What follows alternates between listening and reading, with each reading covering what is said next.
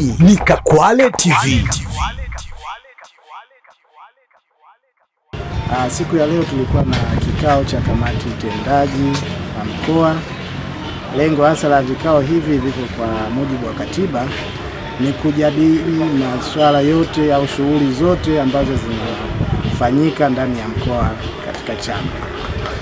Mbali na hiyo, nipende kutoa shukrani na pongezi za dhati kwa Mheshimiwa Rais Daktari Samia Hassan Suluhu kwa kuweza kuendelea kuajiri na kuweza kupandisha madaraja ya watumishi pamoja na kuongeza nyongeza ya mshahara ambao ameongeza mwaka huu.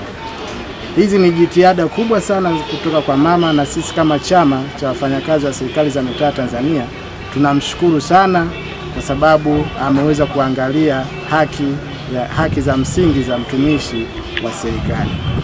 Kwenye mkoa wetu, kwa tathmini ambayo tumeifanya, watumishi wengi wana madai ya likizo na uhamisho. Hivyo inapelekea kupata mzigo mkubwa sana kwenye halmashauri zetu. Kwa hiyo tunaiomba serikali iweze kuliangalia hili ili haya madai ya uhamisho na likizo yalipe moja kwa moja hazina kuliko kutegemea kipato au OC inayotoka halmashauri. Maana imekuwa ni mzigo mkubwa mpaka wanashindwa kuweza kumudu kulipa haya madeni haya. Kimsingi leo tulikuwa na kikao cha kamati tendaji mkoa ambacho ni kikao kipo kwa mujibu wa katiba ya chama.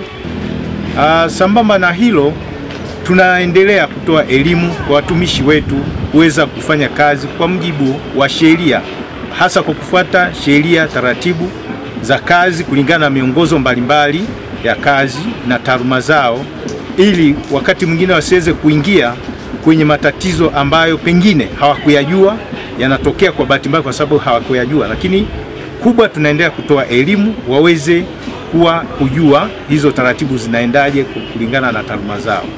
Lingine kubwa ni kuendelea kuwasaidia pale ambapo wanakwama, labda kwenye changamoto wakiwa kazini, mambo mbalimbali yanayowafesi, kuendelea kutatua kwa kushirikiana na waajiri.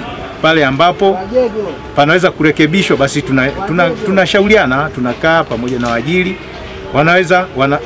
wanaenda wanaliweka jinsi inavyotakiwa. Ili kuwa wa kwanza kupata habari, matukio, michezo na burudani kila siku kutoka Kakwale TV, bofya neno subscribe kisha alama ya kengele. Usikose.